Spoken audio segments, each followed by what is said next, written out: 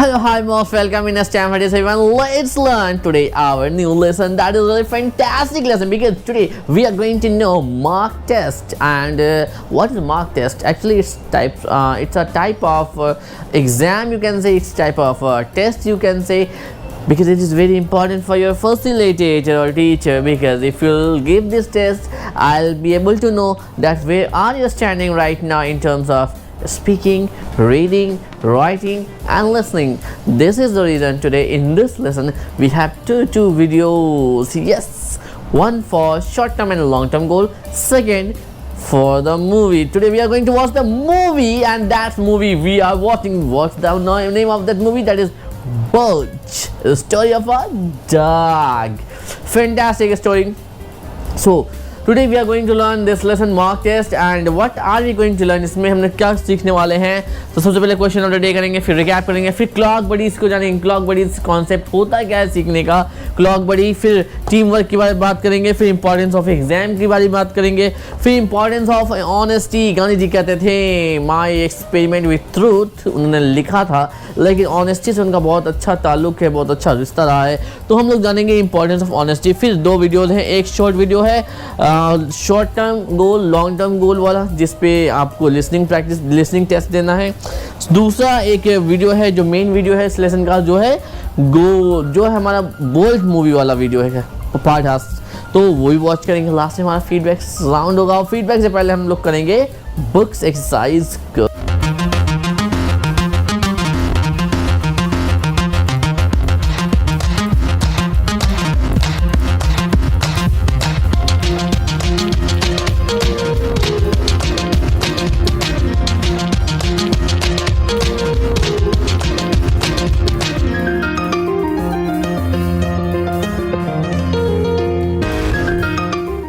So students, today we are going to recap our last lesson, that lesson where we played Jeopardy game. Remember, consolidation lesson number 60 we have done. So आज हम लोग recap करेंगे lesson number 60 का, क्योंकि उसमें एक part था wall display, वो आपने नहीं किया था अभी तक। तो जो भी अपकमिंग संडे है, आने वाले संडे के दिन आपको एक वॉल डिस्प्ले बनाना है। उसमें याद होगा तो हमने एक माउंटेन कैंप्स की बात करी थी आपको लेसन नंबर 60 कंसोलिडेशन में। तो उसमें 4 एक्टिविटी करनी है। आपको क्या करना है, एक माउंटेन बनाना है इस तरीके से, और ये माउंटेन जो होगा आपका माउंटेन ऑफ स्टैमफोर्डिस होगा, स्टैमफोर्डिस होगा, ठीक है। या फिर इसको आप कह सकते हैं इंग्लिश स्पीकिंग का होगा, या फिर इंग्लिश लैंग्वेज का कह लो आप, ये होगा माउंटेन। इसमें आपको 10 कैंप्स बनाने हैं, 1 2 3 4 5 6 7 8 9 एंड 10, जहां हम लोग टॉप पे पहुंचेंगे, फाइनल कोर्स कंप्लीट करेंगे। तो याद होगा कि हमने 10 कैंप्स बताए थे जो स्टैमफोर्डिस के कोर्स के अंदर में हैं।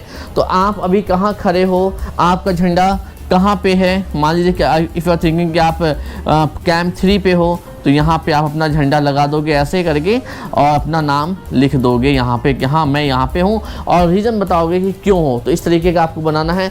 You need to do this thing in chart. अगर चार्ट पे कर सको तो बहुत अच्छा है, वरना कम से कम कॉपी पे तो ज़रूर कर लेना। अब देखो, आप कुछ बच्चों ने किया है जो हमने फ़ोटो खींच के भी रखा है। तो ये कुछ बच्चों ने काम करा था, कुछ ऐसे चार्ट्स बनाए हैं।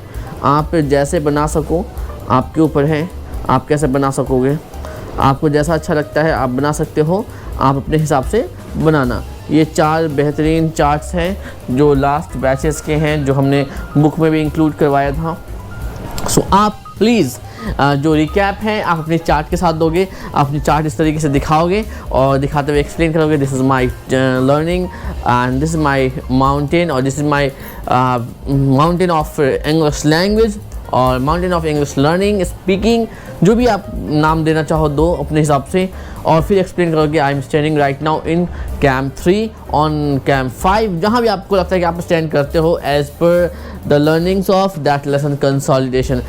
याद हो, आई होप आपको याद होगा कि हमने आपको 10 कैंप्स बताए थे। So students, if I talk about question of the day, so we are going to do question of the day live in your offline class or on Zoom. We are going to ask live random topic or question in question of the day section. So be ready for this section. So dear students, now it's time for clock partner और clock buddies आप भी आप कर सकते हैं। इसलिए introduce किया गया है कोर्स में ताकि आपको टीम वर्क सिखाया जा सके, ताकि आपको टीम वर्क कराया जा सके।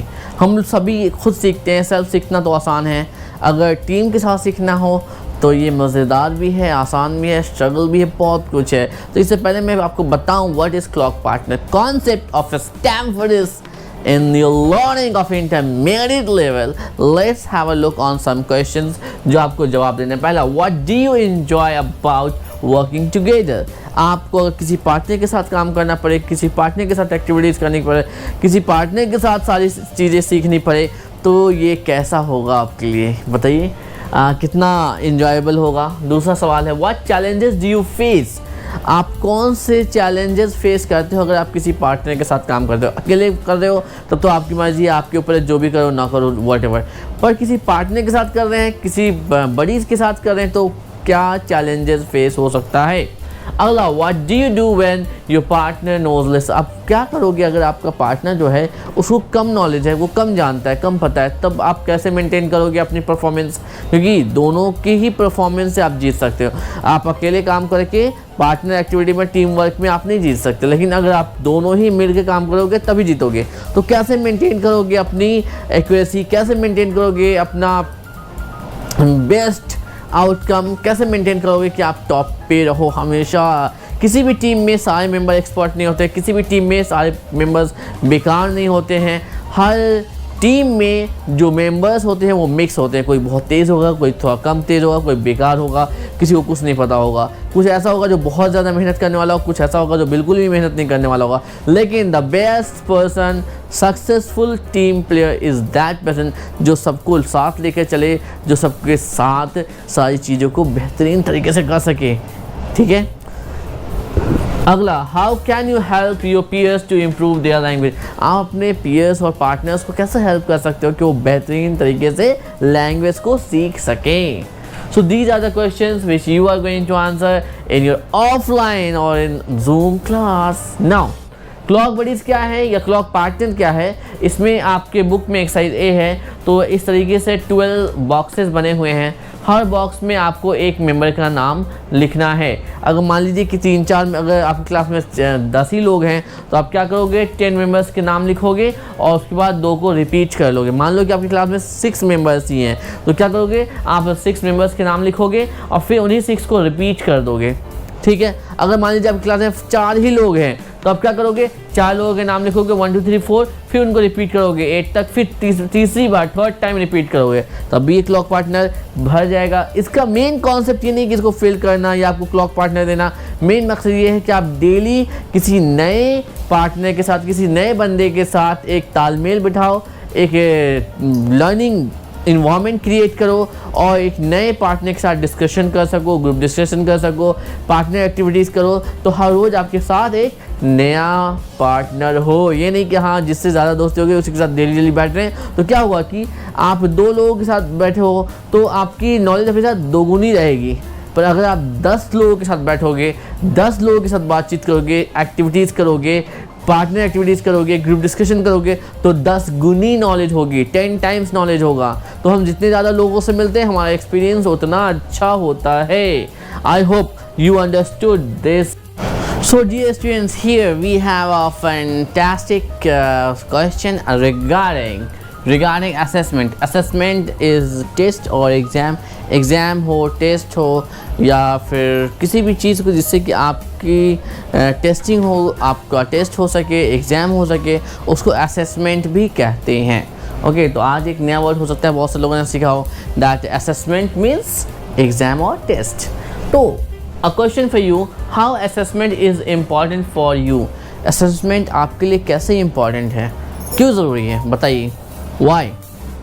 Now for me it's important because if I'll give assessment then I'll get to know that where I need to improve and what is my strength. This is my answer. I think this is my belief. Now how assessment is important for your facilitator.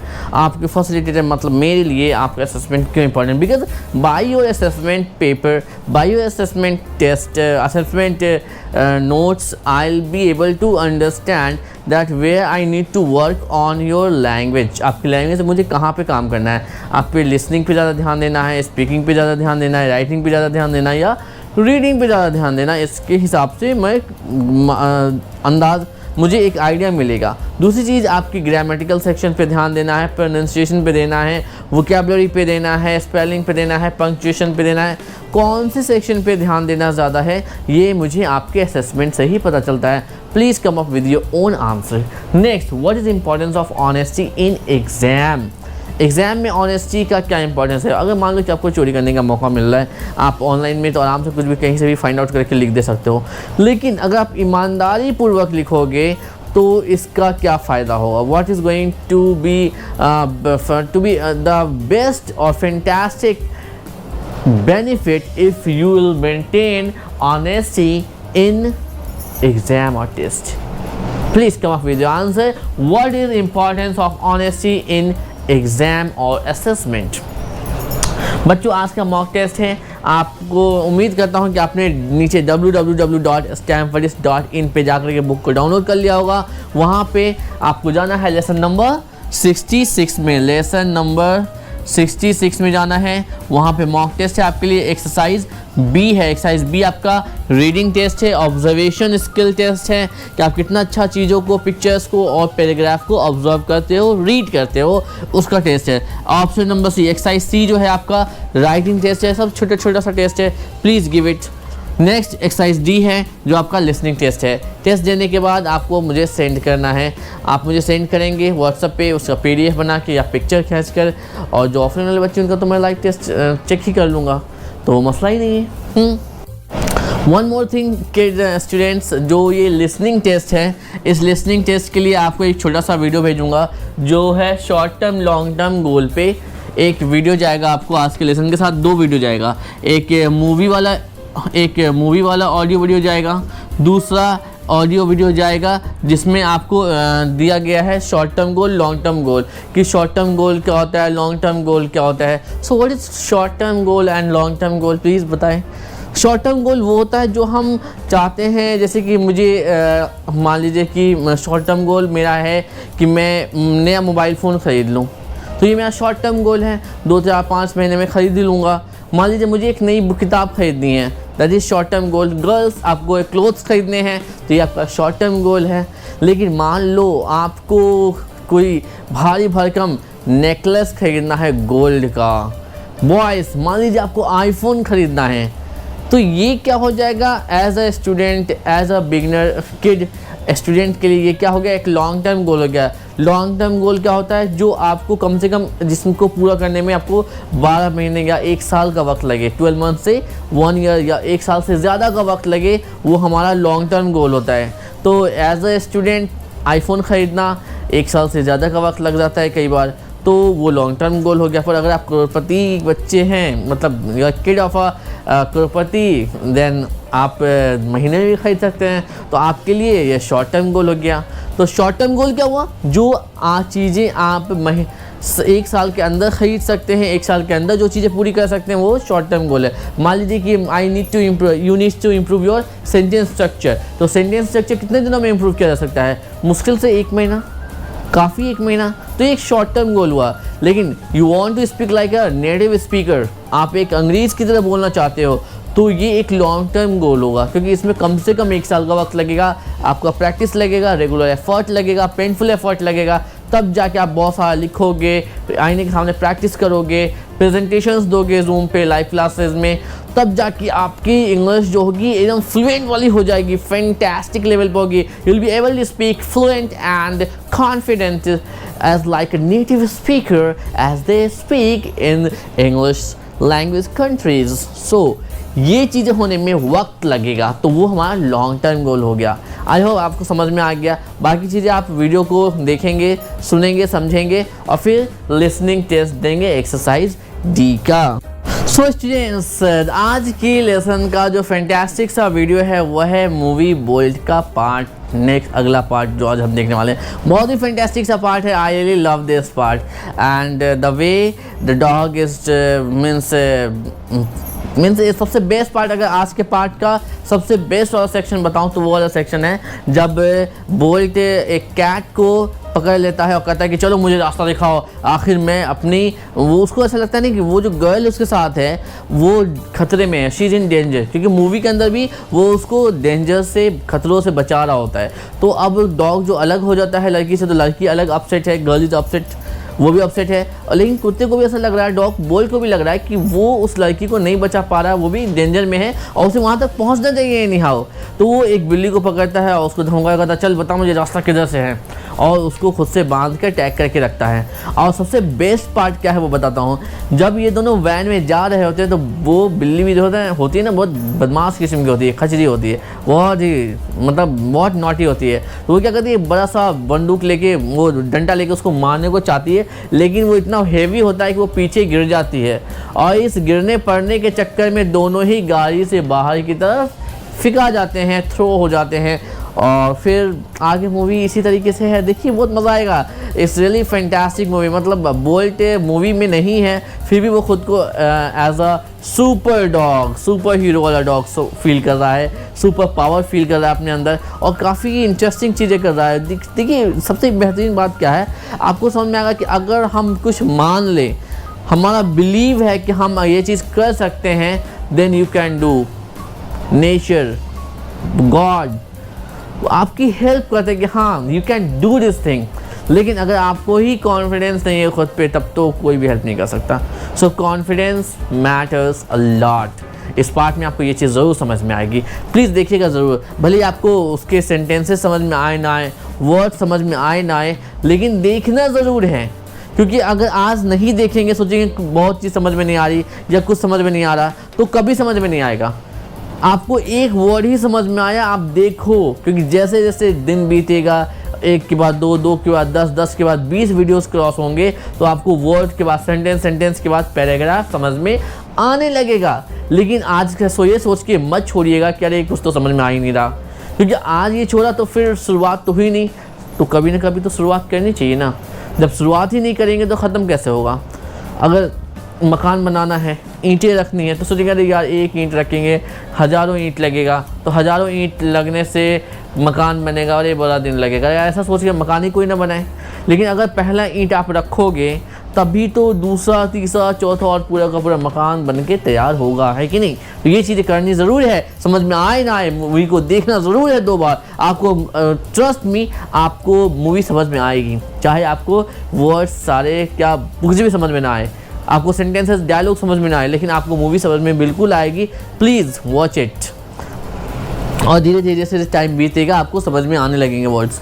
So now compare any 2 characters in the movie. Movie में जो 2 character हैं उनको compare कीजिए। मान लीजिए आप dog bolt और क्या कहते हैं, ये एक कैट को ले लीजिए, पिजन को और डॉग को कंपेयर कर सकते हैं।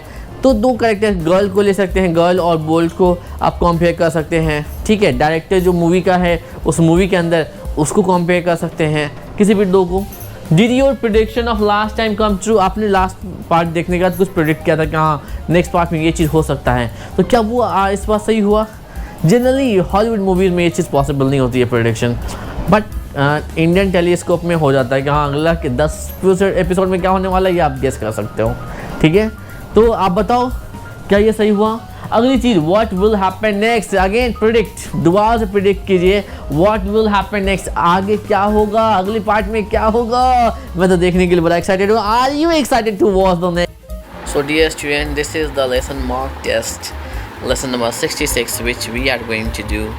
And as I already explained on YouTube that in the beginning of this lesson, that how to complete this exercise। ये O-Clock पार्टनर्स वाला एक्टिविटी है जिसमें हमें O-Clock पार्टनर्स ढूंढने हैं। तो यहाँ पे आपको क्या करना है, अपने O-Clock पार्टनर्स के नाम लिखने हैं, ठीक है। इसमें जैसे कि आपके पास मान लीजिए मैंने पहले ही बताया 6, अगर 12 मेंबर्स हैं, 13 मेंबर्स हैं, मोर देन 12 मेंबर्स हैं क्लास में, तो हर बॉक्स में एक फ्रेंड का नाम आप लिख सकते हो इजीली, जिनके साथ उस दिन आप एक्टिविटी करोगी, ठीक है। और एक्टिविटी कैसा होगा कि जैसे कि मैं बोलूँगा today you will participate with clock 6 o'clock partner, please sit with 6 o'clock partner. तो जैसे ये बोलूँगा तो आप 6 o'clock वाले पार्टनर के साथ पार्टिसिपेट करोगे। ओके, आई होप ये चीज़ समझ में आ रही है।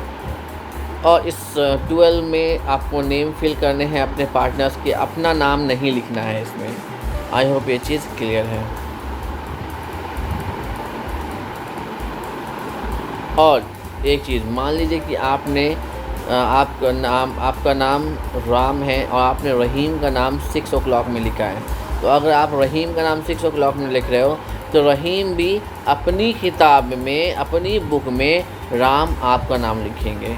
ठीक है, मान लीजिए राम आप सीता का नाम 7 o'clock में लिख रहे हो। ठीक है, तो सीता भी राम का नाम 7 o'clock वाले में लिखेगी, ताकि जब 7 o'clock बोला जाएगा तो दोनों के ही 7 o'clock में एक दूसरे का नाम होना चाहिए, ताकि आप लोग एक साथ बैठ सकें। अब बात करते हैं अपने मॉक टेस्ट की। तो यहाँ से आपका मॉक टेस्ट स्टार्ट होता है बच्चों। So please have a look, what is the question, look at the image and answer the question. इस इमेज को ध्यान से देखिए, कितने महान इंसान है ये। इन्होंने 1 2 3 4 आई थिंक 5 लोग बैठे हुए हैं एक बाइक पे। मेरे को तो कार में भी बिठाने में बहुत प्रॉब्लम होती है 5-6 लोगों को, इन्होंने तो बाइक पे बिठा लिया, दैट्स ग्रेट। तो describe the image in 2-3 sentences, 2 से 3 सेंटेंस में इस वाले इमेज को डिस्क्राइब करना है, वर्णन करना है।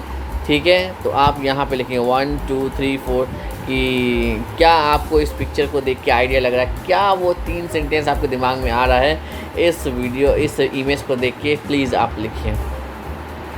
अगला, what are 2 mistakes made by the family in the image. Image में 2 कौन सी बड़ी गलतियाँ हैं जो की जा रही हैं।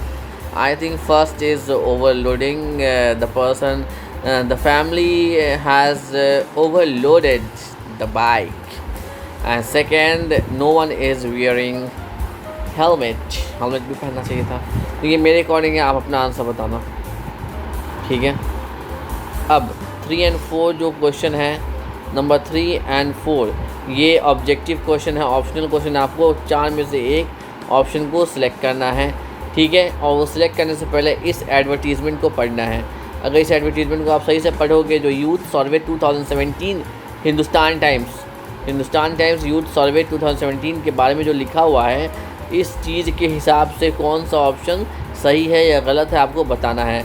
Based on the survey fewer youngsters are than, तो ये आपको ऑप्शन सेलेक्ट करने हैं और कौन सा इसमें से 4 में से कौन सा सही है इस सर्वे के हिसाब से आपको वो बताना है। ठीक है, अगला हमारा सेक्शन है ये वाला, सी वाला। Right 5 points instruction for washing hand properly. Hand wash कैसे करना चाहिए, इसके 5 स्टेप में 5 पॉइंट्स में आपको इंस्ट्रक्शन देना है। कैसे बोलेंगे, एक आध मैं बता देता हूँ। First of all on the tap and take some water on your hands. ठीक है, second step, take hand wash और soap. Third step, rub it for 2 minutes और 1 मिनट। तो इसको अच्छे से रब करेंगे।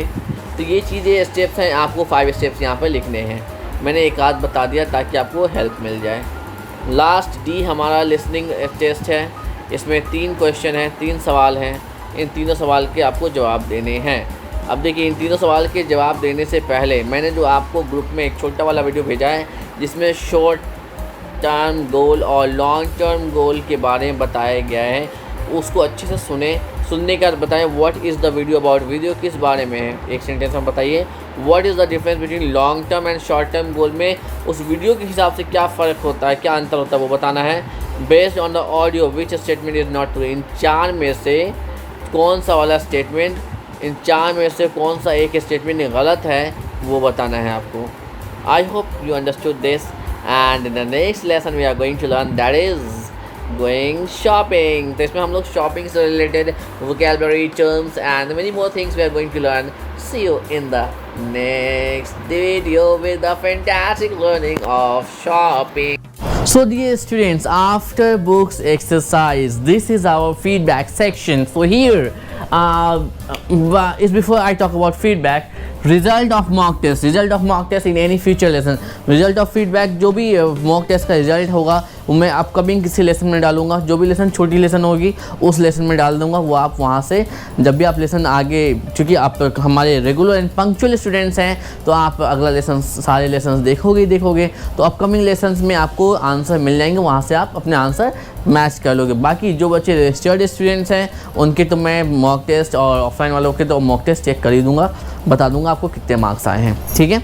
सो please share your experience of mock test देख के कैसा मज़ा आया, कैसा लग रहा है, अच्छा लगा, बुरा लगा, बताइए. अपनी एक्सपीरियंस ज़रूर शेयर करें. And if you are a growth mindset person, हमने पढ़ा था ना growth mindset, fix mindset. So if you are a growth mindset person you will definitely like our this lesson if you learn something. अगर आपने कुछ भी सीखा है, कुछ भी आज सीखने में मज़ा आया है, कुछ भी सीखा है तो प्लीज़ लाइक करें वीडियो को और शेयर करें स्टैनफोर्ड इसके बारे में उन सभी लोगों के साथ, अपने रिश्तेदार दोस्तों के साथ जो सच में तहे दिल से इंग्लिश स्पीकिंग सीखना चाहते हैं. Because still we are struggling to find serious students. अभी भी हमारे पास बहुत सारे स्टूडेंट्स हैं जुड़ते हैं, लेकिन हम सीरियस स्टूडेंट नहीं मिलते हैं जो सीरियसली कोर्स को कंप्लीट करें, जिस वजह से अहमदिया फाउंडेशन का काफ़ी पैसा बर्बाद होता है.